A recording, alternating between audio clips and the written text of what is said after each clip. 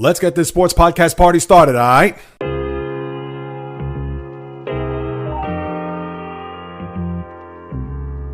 The J Reels Podcast. What is happening, my good people? Greetings. How are you? How's it going? How's everybody doing out there? What is the latest and greatest? Hope everybody's doing well, feeling fantastic, in excellent spirits. Kicking off another week of remote podcasts in 2 different locales, no less. After today, making my way to South Florida as I clue you in on what's happening with yours truly, as well as the entire sports landscape, as this is the J Reels Podcast with your host, J Reels. For my first timers, welcome aboard. And for those who've been banging with me going back to the very beginning, somewhere in the middle, or even as early as last Thursday, I welcome you guys and gals back. And yes, if you are new to the podcast or just caught wind of who I am, and knowing that I am away from the confines of New York City, maybe not so friendly, that is, to the Florida region here in Central Florida. If you watch the podcast on YouTube, of course, at J Reels, on Thursday, you saw that looked like I was at a resort, a locale that was very exotic with the palm trees and the green in the background and pool chairs that I'm sitting in currently. And for me to have an opportunity to do this for the very first time outdoors, it was certainly, I guess, a podcast al fresco, and it was certainly delightful. I enjoyed it. And here I am back on the scene with the same setup, same scenario now before I make my way to South Florida. So I'll touch on that in just a matter of moments. But before I even begin, I do want to say thank you for all that have reached out. Thank you for everyone who has certainly been a part of the podcast, whether it's from afar, near, etc. And I don't have my can of OLIPOP, which I'll get to right this very second. DrinkOLIPOP.com. That's DRINKOLIPOP.com. Save 15% off your order. It's summertime, people. You got to beat the heat. You got to quench your thirst. They have plenty of flavors, classics, whether it's cola, lemon lime, ginger ale, cream, root beer, grape, orange, and funky flavors for this time of the year, whether it's strawberry vanilla, banana cream, watermelon lime, my favorite tropical punch. Yes, all those type of flavors. If you go to drinkolipop.com, again, use the promo code JReels. You'll save 15% off your order. I'll get a kickback of that. So whatever you may do, and this is what I'm talking about from the start with all the support, if you could go ahead and do that, I would sincerely and gratefully appreciate it. And being here at this location, I'm currently in Kissimmee, Florida. I just finished spending a few days with my son and even my grandkids for that matter, which was the ultimate delight. And I know for those who are watching here on YouTube, I know I'm going to have to color correct this because the background is just, looks like there's going to be a storm coming. So I appreciate you watching on YouTube as well. But just being here in this region, I hadn't been to Florida going back to 2018. When I visited my son in Tampa and my grandson at the time, and now I have a granddaughter too to boot, and just being able to spend time with them as well as my son's girlfriend, Yanira, and just a wonderful time even with their family, and having that QT that we haven't had in quite some time certainly meant a lot to me, was heartwarming, welcoming, etc. And after today, which I'm going to have to close up shop here, get back to edit, check out of my Airbnb in this beautiful area, Kissimmee, even though my son is in Orlando, which is about 45 minutes from where he lives, but the city limit is about 25.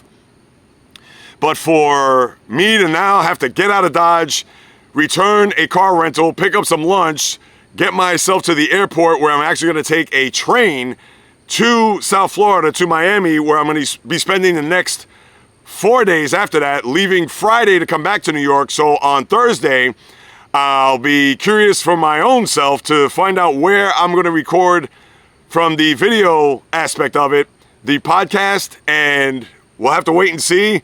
If you want, you could follow me on any of my socials to see what the room or where I will be filming the next podcast come Thursday. And again, your support is sincerely and gratefully appreciated. And even on top of that, even with the family and spending that quality time, one of the bad things that happened to me on this trip was I was setting out a personal challenge. I just got to throw this out there, people. I know you're probably like, can you just get to the Sports J Reels? This is why we're here. But because I'm a big runner, I love to run, and I made myself a personal challenge to run at least 5K a day for 8 straight days starting on Thursday, which I did do so that morning before I even recorded the podcast. And as it is right now, it is 8 on the dot.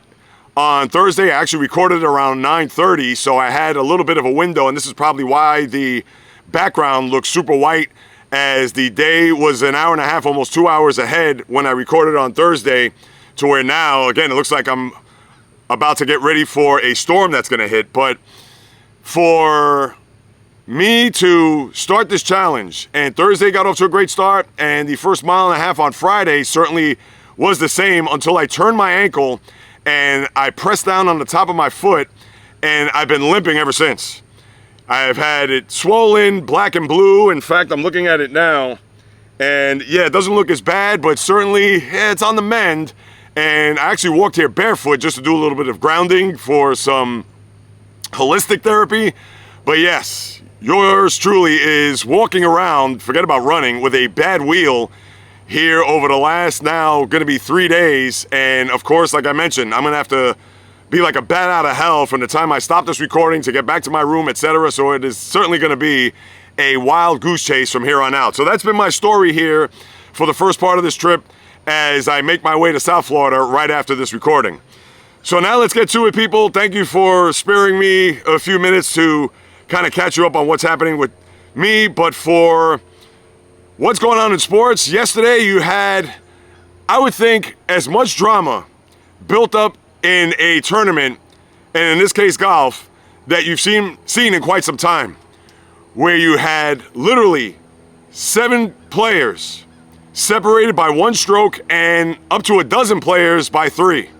Where Billy Horschel went into the final round, it was he and Shane Lowry after the first 2 rounds, where Lowry was at the top of the leaderboard and had a terrible Saturday, and I'm sure a lot of other golfers did as well. I know Scottie Scheffler said that was the roughest back 9 he's ever played because of the elements, the weather. You know, whenever you're in the Scotland/England, UK, even in July, where you're going to get a lot of 60-degree days, you're going to get a lot of bluster, a lot of clouds, a lot of wind, and even rain for that matter.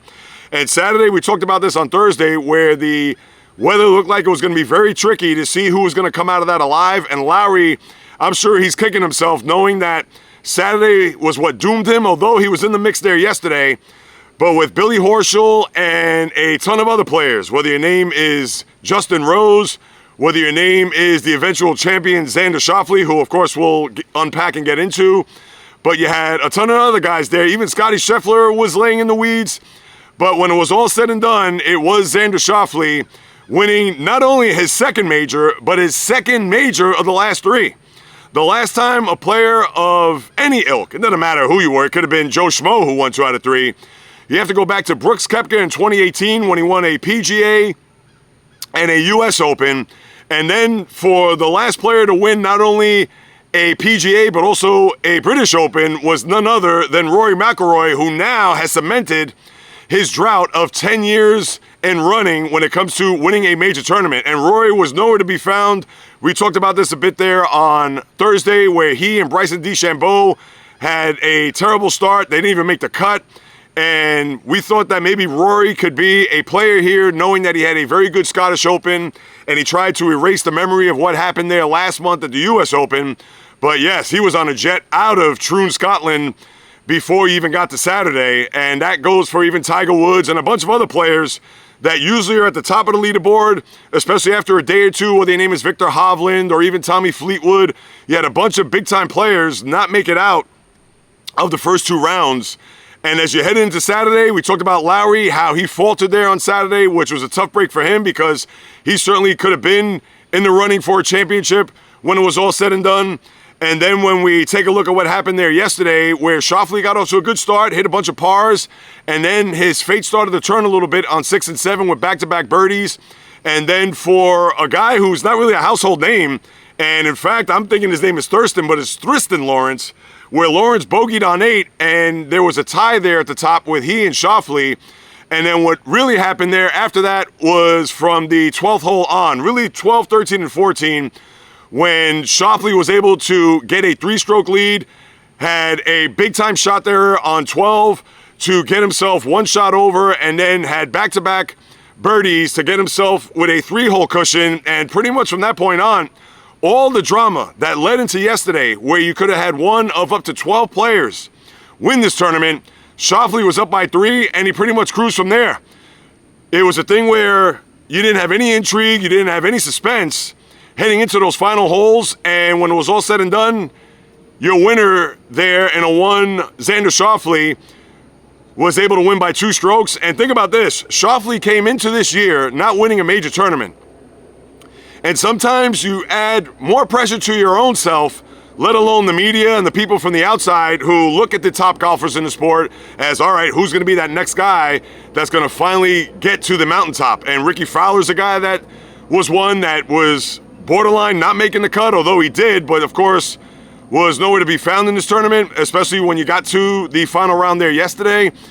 But when we look at Schauffele, and coming into this year, of course, the Masters, I don't know where he finished there, but he did win the PGA there a couple of months ago in Louisville, Kentucky. And sometimes once you get that first major under your belt, you take a lot of the pressure off. It's not a scenario where you're going to look at, all right, well, now that I won, all right, am I going to put my feet up and now just cruise for the rest of my career? No, but once you get that first one under your belt, it's almost as if you could exhale. There's a relief. It's like, oh, I finally did it.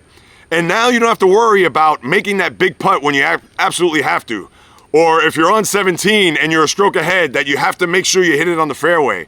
Or on your approach, that you try to avoid the bunker. Once you get that first one in, and I'm sure that's what Schauffele said in the post-match, because he kind of replayed that over and over as he was playing throughout the afternoon, or morning into the afternoon, especially when we are here on stateside, watching with the time difference. And for Schauffele, he even admitted, let me see if I can pull up a quote here. He knew that by experience of the PGA, it was just him being calm and remaining as cool as he possibly can. And let me see what he said here. Yeah, he said that I felt those moments in the past, the ones that I didn't win, and he let them get to him. So, of course, that's where he shrunk at the pressure. But he said, today I felt like I did a pretty good job of weathering the storm when I needed to. And again, that's based on him winning the PGA a couple of months ago. So for Schauffele, you would think now that he could kind of just, I don't want to say cruise, I know I mentioned that word just a second ago, but he can now, based on his experience of winning these tournaments, now it'll be interesting to see him, let's say at Augusta, because we all know the Masters, that's the Super Bowl of golf, what that's going to be like, let's say on the back nine, if he has a 1 or 2 stroke lead and he's fending off the competition at that time, considering the magnitude of Augusta, the azaleas, the first major golf tournament of the year. That may be a different set of encyclopedias, but for Schauffele, he knows that he has that experience that if he does get to Augusta, let's say next year or even years beyond, where he could go back to the memory bank of what happened in Troon, Scotland, or 2 months ago there at the PGA, where he could say, oh, this is how I made this approach, or this is how I was able to line up this shot. And we get it. It's not as if these events are at the same golf course every year. We all know that from one year to the next, I don't even know where next year's PGA or even the British Open is going to be at, but still, he could take this experience and know how to navigate where he needs to make a big shot or how he's going to approach a particular putt or off the tee or on the green or in the rough or in the bunker, where maybe in the past he would look at that and tighten that golf club a little bit too tight to the point where he ends up bogeying or double bogeying or just wilts from the rest of the field on that given hole. So that's pretty much what I got there with the British Open, which closes out the golf season. And we probably won't even talk about golf from now until we get to next April when the season will begin. And I understand you're going to have these small tournaments, and who knows what will come out of those tournaments, because sometimes with players who have played well, and for instance, let's say the Scottish Open, which was prior to the British Open here in Troon, and talking about Rory McIlroy, how he had a pretty good performance there. He didn't win the tournament, but had a pretty good performance. And not only are you not going to have that from now until we get to next year, but even these small tournaments, again, they don't really mean much in the grand scheme of things, because when we talk about golf, it's all about the majors. You can win a lot of these other tournaments. You could make bank on some of these, I don't want to say smaller tournaments, but the usual events on the PGA Tour. But we all know it's about the Big Four. So that's what we have here as we close out the golf season. And now as we turn my attention, let's just put the golf clubs away. Let me see what else I got. Come to think of it. Yeah, you had Siwoo Kim, had the longest hole-in-one in Open history. For those who want to use that as trivia, 238 yards. It was a par 3 on 17 there. I believe he did that on Friday. And the longest hole-in-one was by Frank Licklider, and he did that back in 2001. So for those out there who are even curious, knowing that Kim had the longest hole-in-one, who did he beat? Well, that's what you got there. So the Claret Jug goes to Schauffele. Congratulations to him. Just the stupendous performance by him this year, just winning 2 majors. And of course, as I mentioned, we haven't seen that in 6 years. And certainly in this scenario where a PGA and a British Open hasn't been won in the same year since Rory did it a decade ago. All right, now let me get into the batter's box, dig in the cleats, and talk about a little bit of baseball as the quote-unquote second half of the baseball season has started. I know the sun is starting to pop up. It's a little cloudy in front of me, and as you know, as I turn around, it's actually more blue than white, although here on camera, I'm going to have to fix that again in the post-production, but that's not for you to worry about right this second. Baseball, the one big story coming out of this weekend, and you had some interesting series. I know I didn't really talk about the series on Thursday. I more or less got into the second half and trying to get into my crystal ball to see what was going to transpire here as we get it on and popping. The Seattle Mariners had a huge series with the Houston Astros where the Astros went to the Pacific Northwest and they couldn't solidify a sweep of the Mariners, which would have been huge. And I get it, we still have plenty of baseball to play, but the Mariners did save face. They won yesterday's game backed by a big 3-run homer from Luke Raley. And for Seattle, who had been in first place pretty much throughout, and the Astros, as I left for dead about a month or 6 weeks ago, and of course I got to take that back and eat my words, but I think the Mariners have bigger problems right now because Julio Rodriguez, their big-time young player, pretty much the face of the franchise, trying to rob a home run from Yordan Alvarez, came up lame with an ankle injury, which he had to leave the game because of it. And with the Mariners, who got rid of Ty France, who was not necessarily a big-time offensive player, but considering that their offense is from hunger, and we know that they're a pitching-rich team, the Mariners are obviously going to be in a rock fight with the Astros and maybe even the Texas Rangers when it's all said and done. And the Rangers this weekend lost 2 out of 3 to the Orioles. So even though they are treading water in the AL West and even in the wild card for that matter, but they're going to have to really shoot for a division right now, in my eyes, if they're going to make it into the playoffs, barring them just going off on a big-time winning streak.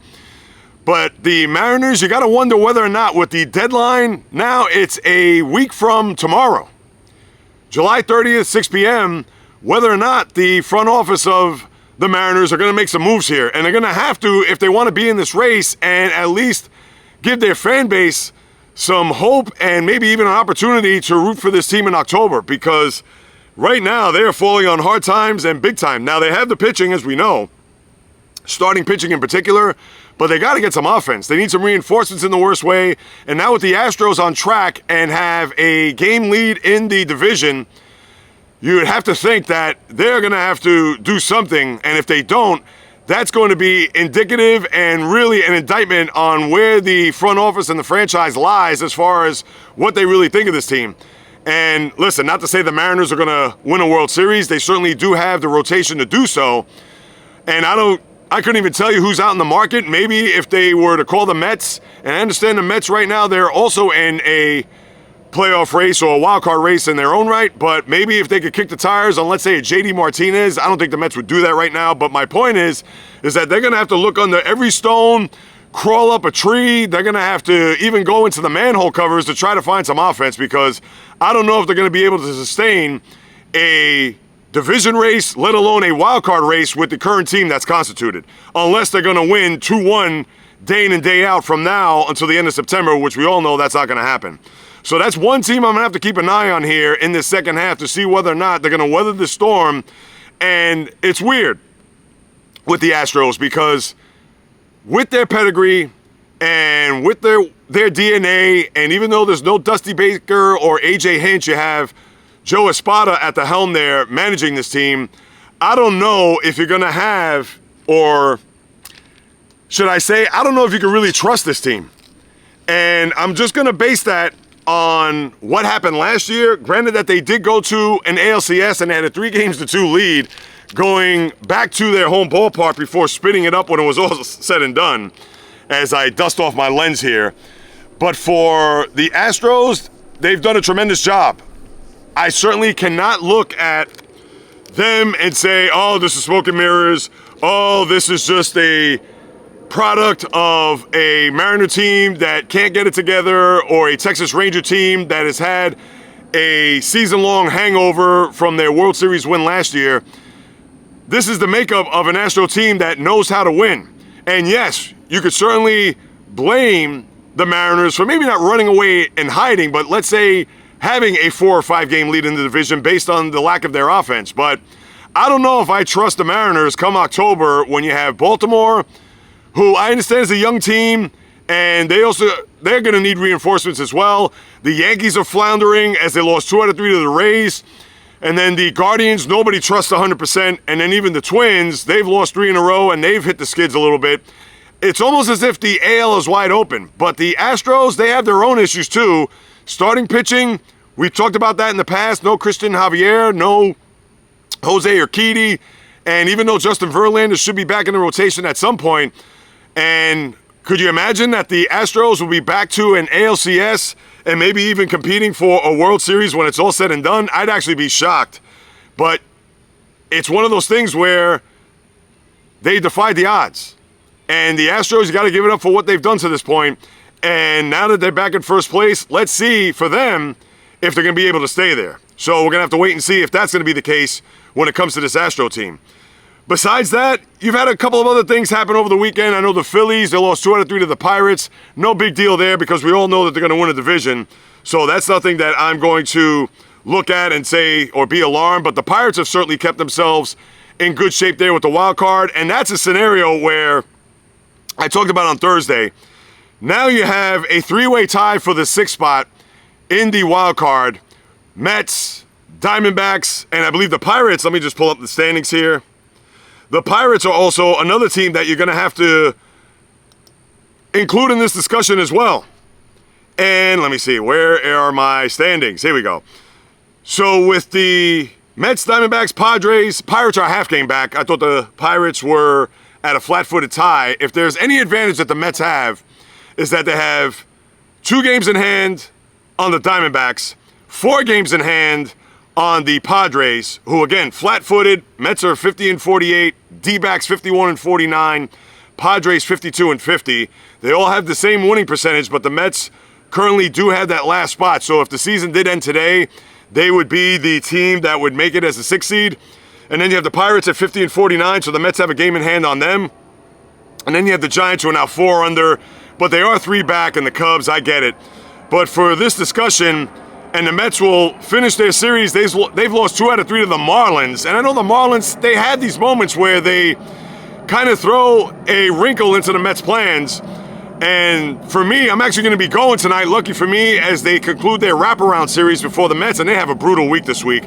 They have to play the Yankees, and I get it, the Yankees have been struggling, as we know, but at least they have a day off today to regroup before they host the Mets for 2 games at Yankee Stadium tomorrow and Wednesday, and then the Mets have 4 against the Braves at home this weekend. So a daunting week for the Mets after their final game tonight, and I'll be present there.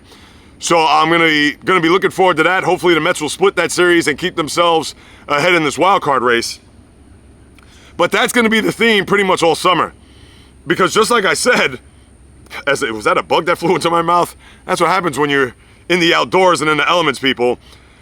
The races in the AL are going to be stout as far as the divisions go, so we would think. Obviously, as I mentioned there with the AL West, we know about the AL East with the Orioles and Yanks, and even with the Central, when you have the Twins and Guardians, they'll probably duke it out before we close out the season there in the latter part. And they do have a 5-game lead, and it is a true 5-game lead, 5 and a loss. So even though the Guardians are comfortable at the moment, but baseball with the other series that took place over the weekend, I know Atlanta, speaking of which, Ozzie Albies, broken wrist. He's going to be out for 8 weeks. That's a huge blow for the Braves. We know that they do not have Ronald Acuna Jr., Spencer Strider, and now Max Fried is on the IL with a forearm issue. Who knows if that's even anything close to what he suffered there last year. So the Braves right now are starting to become a mash unit, and they do have a 3.5 game lead. Actually, it's a 2.5 game lead over the Cardinals at the moment. And the Cardinals, who played the Braves over the weekend, actually won 2 out of 3, so they gained the game in the process. So the Cardinals, who are playing well, and you got to wonder what they're going to do as the deadline looms 8 days from now. And the Braves, as I mentioned, they're going to be hurting here with their lineup being compromised, as well as their pitching rotation. Now they have the Reds coming in over the next 3 days, starting today, so they'll have 3 games before going to Citi Field there on Thursday. So that's what you have there. Let me just take a look. I know I have a couple other series that I'm missing here because I'm going off the top of the dome, people. AL, let me see what else we have here. Yeah, we talked about the Yankees. How about the Royals? All right, now they beat the White Sox, no big whoop, but the Red Sox got swept and pounded by the Dodgers over the weekend, including 6 home runs there yesterday. So the Red Sox, who had a 2-game lead over the Royals there for the last wild card, well, guess what? Because of the sweep by the Royals and the Red Sox getting swept at Chavez Ravine, now the Royals have the 6th seed in the AL, where the Red Sox are now looking up at them. So that was a turn of events there for the final spot in the AL wild card. So we're definitely going to have to keep in mind of what the Royals are going to do here. And, of course, I'll take a look at the schedule here in a moment. But that's what you have there with the baseball. As far as the big series goes, I'm not going to get into some of these other series. I know, like I said, the Pirates won 2 out of 3 against the Phillies there, which was big for them. And the Pirates will now host the Cardinals. So that's going to be interesting, too, here over the course of the next 3, maybe 4 days. I'll have to take a look at that when I go through the schedule. So that's a huge series there in the National League. I know it's low-key. It's not a 5-star marquee matchup, but one that certainly I'm going to have to keep an eye on. And for any other big series, nothing else to really get into when we take a look at the weekend. Nobody's going to discuss Cincinnati and Washington. I know Minnesota lost to Milwaukee, the 2 games there that they had over the weekend. That's one of the reasons why the Twins have a 3-game losing streak on their ledger, and the Padres did win 2 out of 3 in Cleveland. So as the Twins and Guardians obviously trying to fight there, even though the Guardians have a sizable lead there over the Twins. Other than that, in baseball, I know you have a lot of injuries that teams have been nursing. I talked about what's happening with the Braves. Let me pull that up real quick. And let's see, no, that's not it right there. I know you have a plane that's flying over me at the moment. With baseball, here's what you have.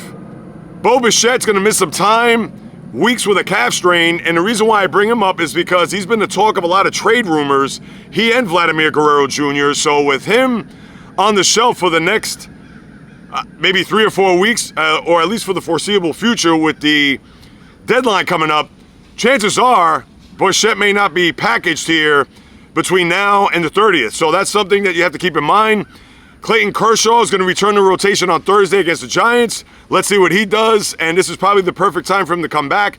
We know that the Dodger rotation, not going to say it's been in shambles, but certainly with Walker Buehler not being 100% in and out of the rotation after coming back from Tommy John. We know Yamamoto hasn't pitched here over the last 3 or 4 weeks.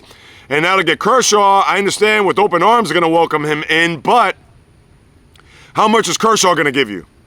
We understand that in the regular season, he's going to give you his 5, probably 6 innings now, as he's off the top of my head, he's got to be close to 37, 38 years of age, and they're going to try to build him up for October, and we all know his October has been spotty, to say the least. But for Kershaw, as per their manager, Dave Roberts, he's going to be penciled in the rotation there on Thursday, so we'll be on top of that. JT Realmuto comes back from that meniscus surgery, so the Phillies certainly looking forward to getting him back behind as a battery mate for the rotation, a la Zach Wheeler, Ranger Suarez, Aaron Nola, etc. Heston Kjerstad, as we saw him getting hit by Clayton Kershaw, by Clay Holmes there against the Yankees last weekend. He's off the IL with a concussion, so let's see how his return will be in that Oriole lineup. And then Giancarlo Stanton could be game ready this week, as per Aaron Boone, and I'm sure that's going to be a boon, no pun intended, for a Yankee offense. And do I need to spend a minute on them? If it's not Aaron Judge and Juan Soto, and I'm not going out on a limb by saying that, the offense is from hunger. I mean, they have done nothing. Judge hit a home run there yesterday to make it close there in a 6-4 loss, and then Soto got, I believe, a RBI double there later on in the game. But DJ LeMahieu, a guy who's been benched here, batting 177, he's been awful. And still no Rizzo. Stanton's going to come back this week. Let's see what he's going to do as he tries to make his way back from that hamstring. But the Yankees, again, they have the Mets upcoming. Watch them just pound the Met pitching here over the course of the next 2 days. And as I've said before and I said again, I just don't want the Mets to get embarrassed here. I know it's going to be at Yankee Stadium, and I'm sure they're going to remember with the short memories just last month where the Mets embarrassed them with games where they had a 9-1 lead, and although they made it close in a 9-7 win, but then they beat them 12-2 the following night. So let's see how that unfolds there. The next 2 nights, I'm going to be on top of that as we get to Thursday's podcast. But now as I take a look at the schedule here over the course of the next few days, as I pull that up. Now, we talked about the wraparound series tonight, and of course, I'll be down there in Marlins Park or Lone Depot Park. That'll be my first time in that ballpark since 2015. And for the Met fan, they'll remember this. Remember the play where Bartolo Colon had the behind the back of that dribbler by Justin Bour, the slugger for the Marlins at the time? And yes, the legend of Bartolo, where he fielded the ball, and instead of turning and making a throw, he actually did a behind the back pass, NBA style, to, I believe, Eric Campbell at first. That was actually on my brother's birthday in 2015, September 5th. So if you remember that moment and remember that game, that was the last time I stepped foot in the home ballpark of the Marlins. So I just thought to throw that out there for the hell of it. I'm sure you're like, Jay Reels, do we really care about this? I get it, but just for grins and giggles here. All right, so your series here this week, St. Louis and Pittsburgh. We'll certainly take a look at that when we get to Thursday's podcast. Are they playing a 4-game series? Let me just take a look at that. Yes, no, hang on. No, they're not playing a 4-game series. So 3 games there in Pittsburgh against the Cards. Philly at Minnesota. All right. Maybe not the sexiest of matchups, but 2 teams obviously battling it out. Houston's going to Oakland, so they may pad their division lead. Where's Seattle? They're going to play the Angels. And remember, Seattle before the break, they won that first game in Anaheim, and then they lost the back 3 of that series. So you could say it's going to be a formality that the Mariners will win that series, but I don't know. Baltimore at Miami. Yankees, Mets, as we talked about. Tampa, Toronto. San Francisco, LA, as we know. And is that a 4-gamer? Probably is.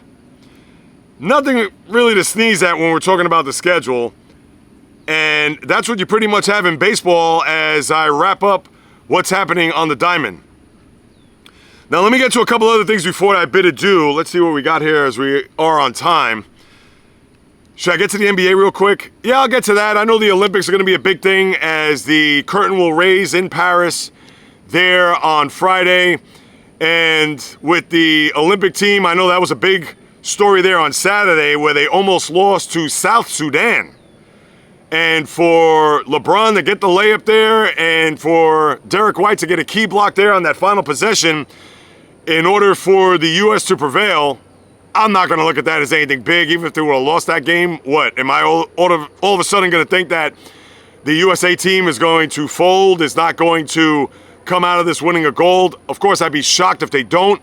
But, all right, they dodged a little bit of a missile there in losing to a team that nobody even knows of or couldn't even pick a player out of a lineup. All right, big whoop there as we get ready for the Olympics. And for NBA, I know you had it's a small-time acquisition with a big-time player. The Clippers traded Russell Westbrook to Utah. They get Chris Dunn in return, the point guard. And then, I don't know if it's been official, but Utah will release him, buy him out of his contract, which I believe he's only making $2 million, and then he'll sign with the Nuggets and be a part of the former champs of last year or 2 seasons ago, as we currently are constituted. But for the Nuggets, would that be a good pickup? I guess it would be. Westbrook, as he knows, he's in the twilight of his career. He'll come off the bench. I'm sure he'll add whatever he can, energy, and a lot of his know-how. Of course, as long as he stays away from the three-point line and trying to play hero ball, I think he'd be fine to go along with Jamal Murray. Obviously, the reigning MVP and a one Nikola Jokic. So, still plenty of time between now and then as to how Westbrook will fit in with the Nuggets. I know Evan Mobley signed a big-time extension, 5 for $224, to go along with the 3 for $150 that Donovan Mitchell signed.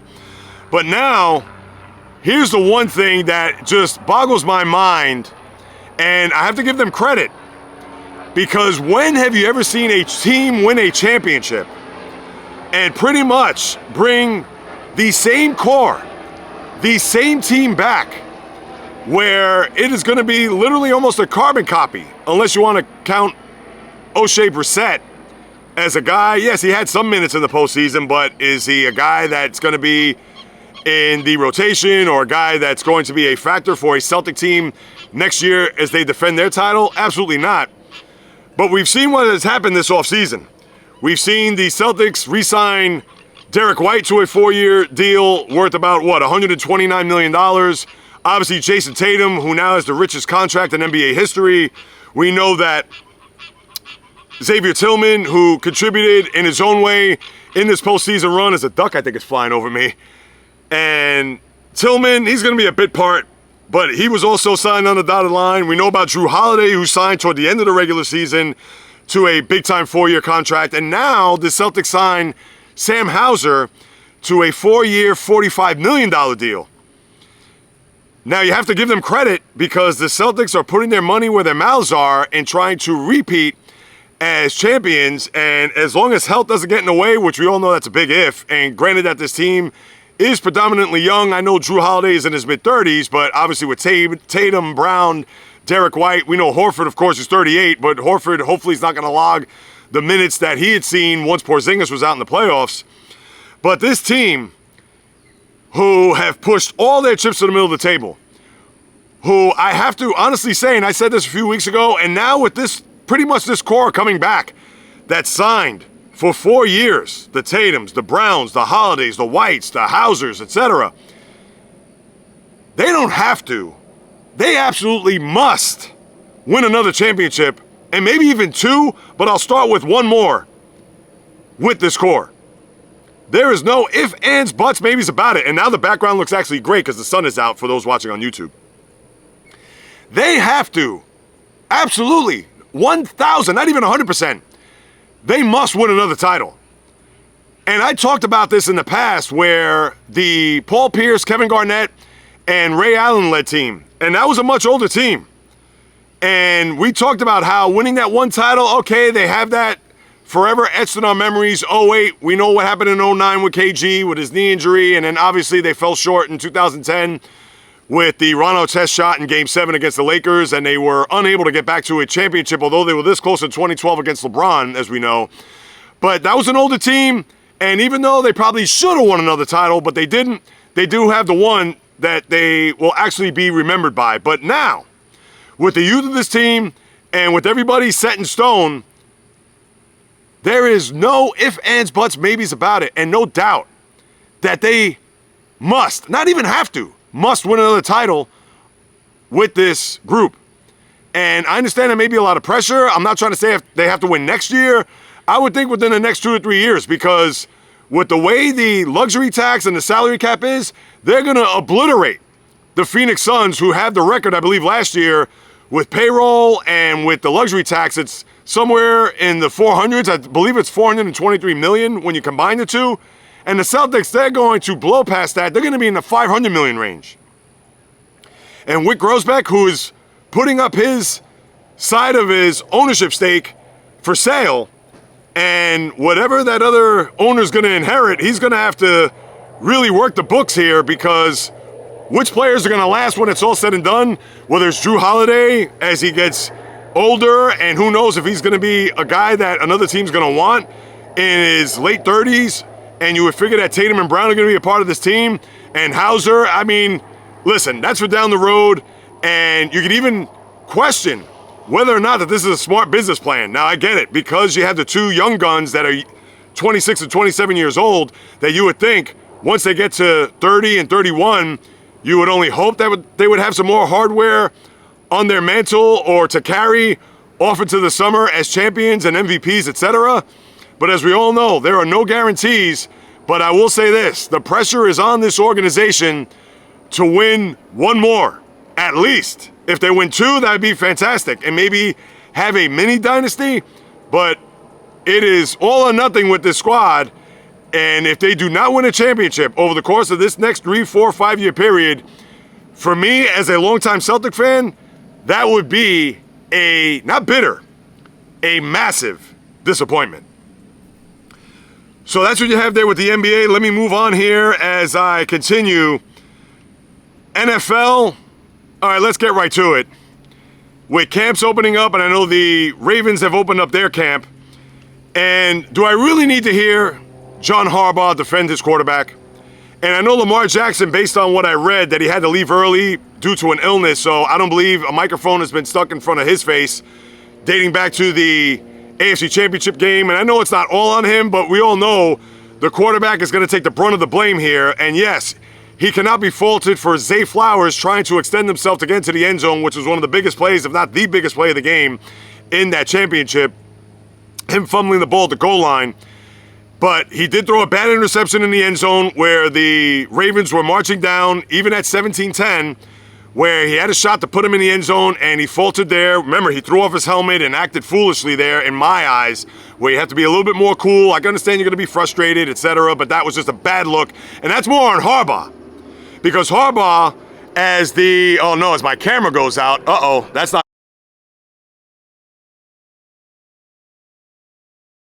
My sincerest apologies, people. 41 minutes into this recording, what happens? The power goes off because for whatever the reason, the camera was overheated being outside in the elements, which I didn't experience on Thursday's podcast because obviously I recorded the whole thing. Everything was smooth, fine, etc. But I don't know why. All of a sudden, I see on the screen that powering off due to overheat, and it just kind of left me hanging there over the last, 20 minutes of the podcast. So what I'm going to do is just quickly kind of recap what it was I was saying over the course of those last 20 minutes of the podcast. I was talking about Lamar Jackson and the comments that his coach John Harbaugh had made. And for Harbaugh to really come to the defense and almost have to be the guy that is, and I get it, he's the coach. He's not a guy that, as we all know, he thinks he's bigger than football. Like, I'm John Harbaugh and you're not. I come from a football tradition, rich family, and you don't. And I understand he's not going to throw him under the bus. I get it that he's not going to, by any means, try to rail against his two-time MVP. But could he be a little bit more honest in his assessment, just knowing that he was an MVP last year, had the best record in the sport, and a lot of people thought they were going to be on the fast track to go to a Super Bowl. And mind you, they had the championship game in their building, and we saw how that unfolded. And granted, the Zay Flowers fumble wasn't his fault, but on top of that, he did throw that bad interception late in the game, which could have been a game-tying drive, and who knows how the rest of that game would have played out. And I understand that he is talented, and this isn't a knock on Jackson. The knock on Jackson is that he has not delivered in big games. And he could talk about, the media wants to spin it this way, or you guys think about him that way, or whatever, but no, it is what it is. What we see is what we see. I don't think people want to purposely go out and rip Lamar Jackson. And even though with me being a Steelers fan, I will never root for him, especially against my team. But yeah, you want to see him perform on those levels. You want to see him elevate his game to the point where you feel or have a trust that he's going to deliver. And in those big spots, whether it was in 2019 when he won the MVP and we saw what happened in that divisional series or divisional playoff against the Titans, how he just literally wilted right in front of our eyes. And then we saw it here in the championship game where he pretty much did the same, lesser degree, but didn't rise to the occasion. And all Harbaugh could say, and it would have been fine if he came out to say, hey, listen, guys, I know what the narrative is. He still has plenty of football ahead of him. He's 27 years old. Yes, he hasn't won the big game, but that's quite all right. We still believe in him. We still think that he's going to have his moment here in the NFL or in the postseason or hopefully in the Super Bowl where he's going to deliver that title and he's going to shut up everybody. Well, until he does so, then we will have to shut up if he does stand on that podium with the trophy over his head. But he's going to be graded in the postseason based on his performance. Because let's say if they would have lost that game last year, and let's say Lamar was, instead of 20 for 37, let's say if it was 20 for 27, 250 yards, he threw 2 touchdowns, but the defense gave up the last drive to to Patrick Mahomes, and therefore lost the game. Obviously, you're not going to blame Lamar Jackson on that. But considering the back of his playoff resume certainly doesn't back up what he's done in the regular season, this is the reason why people like myself or the media are always going to be skeptical or wonder whether or not he has that extra gear in order for him to get his team to the promised land. That's all it was. And for Harbaugh just to come out with his usual pompous self, and I just can't stand him. I can't stand even looking at him, to be honest with you. So that's what I had to say about that. And then I also talked about the ESPN 100 list, which to me was just an absolute farce. And of course, I don't have everything in front of me. I'm just going off the top of my dome. But I pretty much just went through the top 25. If I went through the whole list, that would have been a podcast unto itself. So what I did was I went from 25 up, and pretty much the notable disagreements that I had was Albert Pujols at 24. Now, Pujols is a guy that arguably could be one of the top right-handed hitters of all time. So whether your name is Joe D, whether your name is Nellie Fox, whether your name is, and this is right-handed, I mean, you can even say Hank Aaron, Willie Mays to a lesser degree. These are guys that are in the pantheon of all-time greats of the 150 plus years of Major League Baseball. I got to tone it down here because where I'm at is a home of an Airbnb, and I could have someone next to me in both spots. So that's the passion, people. That's what you get when you listen to the podcast. So I digress. When it comes to Pujols, for him being 24th and had Kevin Garnett, who I love, everybody knows I'm a Celtic fan, for him to be ahead of Pujols by 1 spot, knowing that Pujols is an all-time great, maybe arguably a top 25 player of all time. And maybe you could say the same for Garnett, top 25. But to me, Pujols, 700 home runs. It's not as if KG has 35,000 points and was the best power forward of all time. There, I would maybe even argue that. And as it is, Duncan was ranked, I believe, 16th ahead of Shaq. And as we all know, he's the best power forward of all time. So that was number 1 for me. Then you had Roger Federer 6, Novak Djokovic 11th, and Rafael Nadal 12th. I think you could actually put Djokovic at 6, Nadal 11th, and Federer at 12, because remember, both Djokovic and Nadal have more Grand Slam wins than Roger Federer. And I understand Federer has been out of our consciousness for quite some time, and we know his game. He's one of the all-time greats. You could even argue whether it's he should be number 1 all-time or Djokovic or Nadal.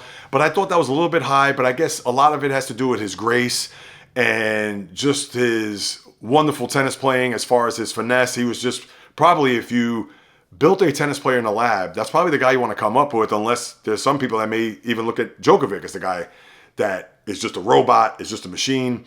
So you could argue that, but that's pretty much just with tennis. But I could look at Djokovic as being 6th all time. Then you had a scenario where, how is Tiger Woods? And for all of his brilliance, and this is on the course, people, we're not talking about what happened off. If anything, I think Tiger should get that number 2 spot over Serena. Now, Serena should be in the top 10. No ifs, ands, buts, maybes about it. And we understand she has 24 Grand Slams all time. Up there with the Margaret Courts of the world. But Tiger was so much more transcendent and a figure that come Sunday, whether it's at the Masters, US Open, etc., everybody had to see him with the red shirt, with his intimidation, his just laser focus, his will, his DNA. He had that Jordan DNA where he was an assassin. And you can't say the same about that when it comes to Serena Williams. Like, nobody's watching Serena Williams, let's say at a Wimbledon on a Saturday or US Open, but people gravitated to Tiger, and a lot of it had to do with the color of his skin, because he was one that golf has never seen in the likes throughout its 100-year history, and plus that. But for Tiger, I thought he should be a little bit higher on that list. You could even argue he should be 2. That's just my opinion, and that's not a knock on Serena. To me, the knock goes on to the people who've come up with these lists, because whether you're a male, man or woman, I'm sure when they got in the room to come up with this list, and I don't know this for a fact, but I bet you had a lot more of the younger folk than you had of the older folk to put into consideration that, wait, maybe we should put this guy or this woman here. That's just my argument. And then you had number 1 at Michael Phelps, as being the best athlete of the century. And again, it's just the last 25 years. This isn't of all time. And that I agree with. And I agree with Messi even being third, because those are guys that have transcended. And granted that Phelps is the most decorated Olympian ever, so that you have to give him kudos, you have to give him props, no doubt. The 28 medals, hey, hands down, it's all you, my guy. So you deserve that title, being number one, and Messi number three. Listen, him winning the World Cup there a couple of years ago, and the soccer friends that I have who are close to the sport and have known the sport, and friends that I've known for 40 years, when I asked them, is Messi an all-time great? Is he up there in the Mount Rushmore all-time of soccer players? And I got a resounding yes. So if they're going to tell me yes, and Messi for what he's done here throughout the course of his career, especially in this part of the century, then you know what? He belongs at number three, so I don't have a problem with that. So for the soccer fan, or for someone that's saying, oh, I bet you Jay Reels doesn't think that Messi deserves being a top three athlete of this century, or same for Michael Phelps, no, those guys get kudos and props from me. And we could go talk about the other parts of this list, but again, I don't have much time, and I have to actually wrap this up now because I still have to edit, I still have to pack and get out of here because, as I mentioned at the top, I got a train to catch at 1:50. I have to return the car rental. I have to check out of here at 11, and right now it's 9:15. So your favorite little podcast host is under the gun, but I do want to say thank you so much for stopping by. Thank you so much for carving out precious time. Thank you so much for your commitment. Thank you so much for your participation, especially when it comes to the promo, drinkolipop.com. I'll make sure to have a can on Thursday's podcast when I'm going to be recording in Miami, which I'm looking forward to. Drinkolipop.com. It will take 15% off your order if you use the promo code JReels at checkout. If you could do that, I would sincerely and gratefully appreciate it. If you want to connect with me, you could go to my YouTube channel at JReels, where I put shorts daily as well as the podcast, and also some lifestyle content, which is coming, especially a vlog of my trip, the first part of my trip here to Florida with family and everything that I mentioned at the top. And on Instagram, TikTok, Facebook, the JReels Podcast, Twitter, X, JReels1, just a number, the old-fashioned way, the JReels Podcast at gmail.com. I'll be more than happy to follow up with you guys and gals, because whether you do or do not know, this is what I love to do, people. It's in the blood, it's in the DNA, as I always like to say. Since day one, since I've come out of the womb, talking sports is what I do as a full-time content creator. So please support your boy. Tell the people in your life, family, friends, enemies, frenemies, foes, etc., how I'm just doing this. A one-man band, one-man operation, doing what I love, my passion. And you know that I'm going to always bring the pain with nothing but fire, passion, energy, fury, with my thoughts, opinions, critiques, praise, analysis, feelings on anything and everything that happens on the world of the diamond, ice, gridiron, hardwood, golf course, racetrack, tennis court, boxing ring, octagon, you name it. From my lips to your ears, from my heart to your soul, from where I am to wherever you are, the JReels Podcast always comes correct, direct, and in full effect. And pardon me with the lighting here, because again, I'm doing this in a crunch. Obviously, I'm under the gun with the time. So with that being said, from the South Bronx to South Beach to South Central to South Pacific and all points beyond, peace, love, and God bless everybody. And until next time on the JReels Podcast, on the flip, baby.